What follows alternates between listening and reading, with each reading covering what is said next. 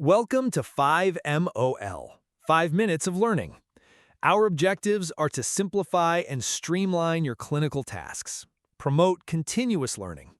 At the end of this session, please follow the feedback link provided, visit Learn Something New Today, and share one key takeaway from this video.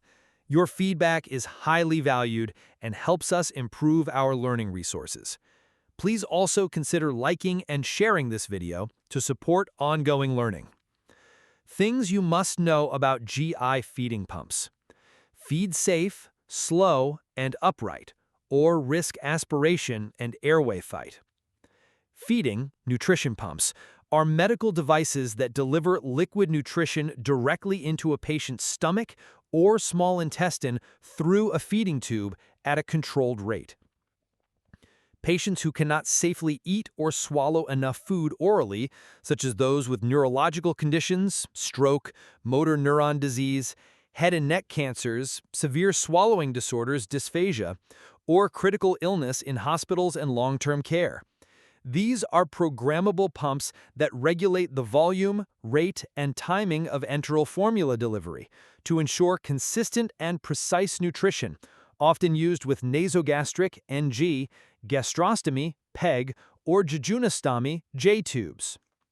Pumps improve nutritional stability, reduce aspiration risk, and support recovery or long-term maintenance when oral intake is unsafe or insufficient.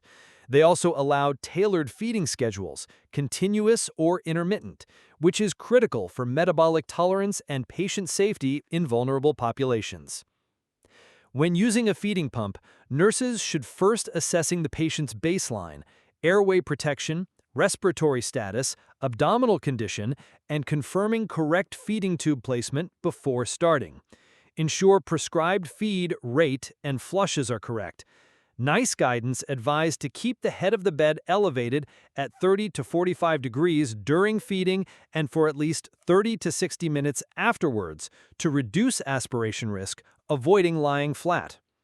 NICE emphasized to monitor the patient for signs of intolerance or aspiration, such as coughing, vomiting, abdominal distension, or respiratory distress, and ensure the pump is running at the correct prescribed rate.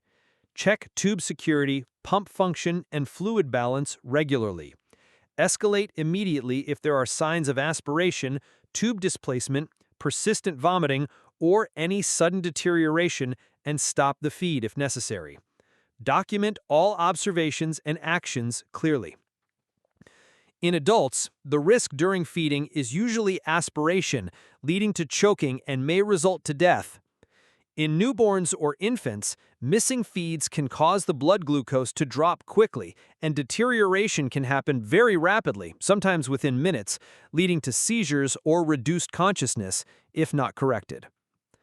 Caution: always practice within your scope of competence.